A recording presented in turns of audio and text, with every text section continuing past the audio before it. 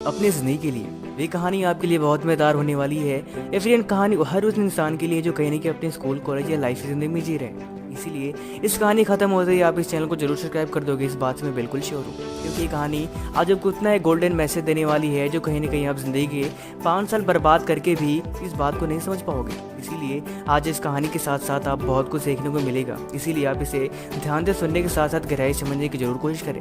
रोहित नाम का 27 साल का लड़का जो दिल्ली के छोटे से कस्बे में ऑटो चलाने काम किया करता था और उसकी शादी को लगभग 3 साल हो चुके थे। एक छोटी सी प्यारी सी बच्ची थी और उन दोनों के साथ साथ सिर्फ इतनी परिवार थी। वो गरीबी में दिन भर ऑटो चलाता, जो भी मजदूरी मिलती उसी से अपने घर का रोजी बसर या फिर खाना पानी उसी से चलाई करता था। सुबह 6 बजे उठते ही ऑटो निकालता और रात के 10-11 बजे ही घर जाके फिर जो पैसे मिलते उसी से खाना खाते थे। ऐसे करते करते ज़िंदगी को जी रहा था। एक दिन उसने जब ही ऑटो को बाहर निकाला, एक इंसान जो सूट बूट पहन के कोई बड़ा आदमी लग रहा था उसने हाथ दिया, उसने सामने ले जाके ऑटो को रोक दिया। उसने बोला कि मुझे क्या आप यहाँ तक छोड़ दोगे? रोहित ने बोला कि हाँ मैं आपको छोड़ दूंगा, लेकिन वहाँ के लिए आपको 40 रुपये लगेंगे। तो उस आदमी ने बोला ठीक है कोई बात नहीं, मेरी गाड़ी ख़राब हो गई है, आप मुझे वहाँ तक छोड़ दो। वो आदमी उसकी गाड़ी में बैठ गया। रोहित ऑटो चला रहा था लेकिन उसका ध्यान उस आदमी के शूज़, उसके कोट पैंट और उसकी घड़ी पे थी। वो बार बार उनको शीशे में देख रहा था और वही बार बार उस इंसान को घूरे जा रहा था। फिर भी रोहित ने ले जाकर उस इंसान को वहाँ पे छोड़ दिया और चुपचाप जब तक उसकी आंख चला ना गया उससे देखता रहा। अगले दिन फिर वो जब इंसान आया तो उसने देखते ही गाड़ी रोक दी और फिर बोला कि आपको वहीं चलना है। वो फिर से उस इंसान को उस अपनी ऑटो में बैठा लिया और फिर से वहीं पे छोड़ दी। धीरे धीरे दोनों की जान पहचान होने लगी। एक दिन ऑटो खाली था तो उसने पूछा कि तुम ये ऑटो चलाए कितना कमा लेते हो? उसने बताया कि मैं कुछ खास नहीं, बस रोजी रोटी खाने के लिए कुछ कमाई धमाई हो जाती है। उसने पूछा कि साहब आप क्या करते हैं? उसने बताया कि मैं नई ज्वाइनिंग हुई है, मैं सामने वाली कंपनी का मैनेजर हूँ और मेरी गाड़ी ख़राब हो जाने की वजह से मैंने मेंटेनेंस के लिए दी हुई है, इसीलिए मुझे ऑटो से जाना पड़ता है। उसने बोला कोई बात नहीं, इसे आप अपनी ही गाड़ी समझा करिए। वो फिर भी बातें करते करते उसके डेली उसके शूज़, कोट पैंट, उसकी घड़ी को देखता और इंसान को घूरता रहता और घूरने के साथ साथ अपने आप में ही आंसू आ जाते थे। आंसू आने के पीछे क्या वजह थी ये आपको आगे पता चलेगा। दोनों में जान पहचान हो गई। ऐसे करते करते एक दिन बोला कि आपके फैमिली में कौन कौन रहता है? उस सूट बूट पहने हुए इंसान ने बताया कि मेरे घर पे सिर्फ मेरी माँ और मैं रहता हूँ।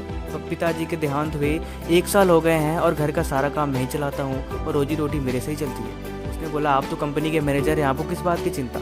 वो बोला हाँ ये तो है, क्योंकि अभी भी मेरी कंपनी में नई ज्वाइनिंग हुई है। फिलहाल उस इंसान ने पूछ लिया कि आप बताओ आपकी फैमिली में कौन कौन है?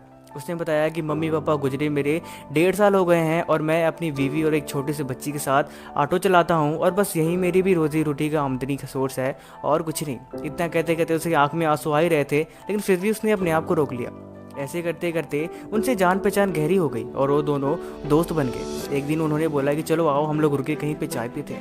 वो दोनों चाय पीने के लिए निकल गए। उसने बोला कि मैं तुम्हें देखता हूँ जब भी तुम मेरे से बात करते हो तुम्हारी आंख में आंसू आ जाते हैं, इसके पीछे का क्या रीज़न है मैं कई बार सोचा लेकिन तुमसे पूछ नहीं पाया। तो ऑटो वाले ने रोहित ने उसे बताया कि मैं जानता हूँ कि तुम्हारी उम्र शायद मेरे से 2-3 साल छोटी है और मुझे ये भी पता है कि एक दिन मैं भी इस दौर से गुजरा था, लेकिन मैं सिर्फ खुद को कोसता हूँ, खुद पे पछताता हूँ। उसने पूछा ऐसा क्या है कि तुम खुद को क्यों कोसते रहते हो? उसने बताया कि जब मेरे पिताजी एक पोस्ट ऑफिस में काम किया करते थे और साथ ही साथ वो पार्ट टाइम में अखबार बेचने का काम करते थे, अखबार देते थे और जब भी आते थे तो मैं घर पे खेलता रहता था, कूदता रहता था, कभी इधर साइकिल लेगी कभी इधर।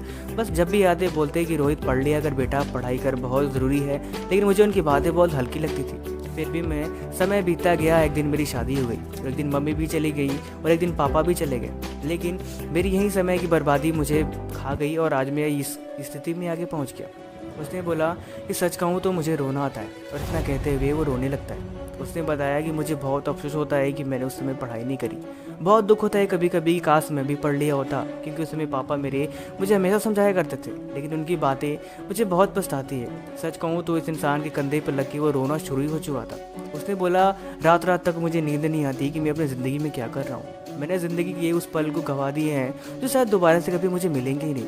मैं जानता हूँ कोई मुझे ये नहीं बोलेगा कि तुम जाके फिर से पढ़ाई करो, तुम जाके फिर से कॉलेज में जाओ, फिर से जाकर तुम नॉलेज लो, फिर से कुछ सीखो, क्योंकि अब वो समय चला गया है। अब मेरे पास रोने और पछताने के अलावा कोई ऑप्शन नहीं है। वो इंसान कह ही रहा था और वो चुपचाप सुन रहा था। उसने बोला कि मैंने बहुत सारी कंपनी में जॉब के लिए अप्लाई किया, लेकिन मुझे पढ़े लिखे ना होने की वजह से मुझे वहाँ कोई जॉब नहीं मिली और आखिर में मैंने लोन पे ऑटो ले गया। सिर्फ यही मेरी रोजी रोटी का साधन है। मेरे ज़िंदगी के उस पल को बर्बाद कर दिए और आज मैं बैठ कर रो रहा हूँ। और सच ये है कि मेरे पास कोई दूसरा ऑप्शन है ही नहीं। मैं सिर्फ रो रहा हूँ, मैं सिर्फ पछता रहा हूँ और इसका कोई मतलब ही नहीं है। मैंने समय को गँवा दिया है, उस सुनहरे पलों को गँवा दिया है और आज मेरे पास कोई ऑप्शन नहीं है। तुम अपनी ज़िंदगी में कुछ ना करते हुए भी तुमने सब कुछ किया। तब उस इंसान जो सूट बूट में पहना होता है वो बताया कि तुम पछता रहे हो, लेकिन तुम्हें भी पता है कि तुम्हारे इस पछताने का कोई फ़ायदा नहीं है। मज़ेदार बात यह है कि मेरे पापा बचपन से ही नहीं थे।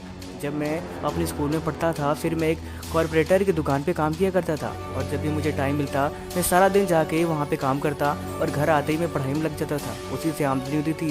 मैं बहुत गरीबी में था, लेकिन फिर भी मैंने अपनी माँ को अपने साथ साथ रखा और हमेशा उनकी सेवा करी और आज मेरी जॉब लग गई और आज मेरी अच्छी खासी सैलरी पैकेज है और मैं अपनी ज़िंदगी को अपने दिन को बेहतर बना रहा हूँ। लेकिन अब कोई फ़ायदा नहीं है तुम्हारे सोचने का और ना तो कुछ करने का। रोहित को पता लग गया कि ज़िंदगी में कुछ पल ऐसे होते हैं जो एक बार खो जाए तो फिर दोबारा से पछताने का कोई फ़ायदा नहीं होता। अब उसके पास रोने के और पछताने के सिवा कोई फ़ायदा नहीं है। अब आपको क्या इस कहानी से सीख मिली कमेंट में ज़रूर बताएं। और आप इस कहानी का मेन मकसद सीख चुके हैं तो हम श्योर कि आप अपने समय को बर्बाद नहीं करेंगे, लेकिन फिर भी आप बर्बाद करते हैं तो मुझे नहीं पता कि आपके साथ आगे क्या होगा, लेकिन जो भी होगा शायद इस कहानी से मिलता जुलता हुआ।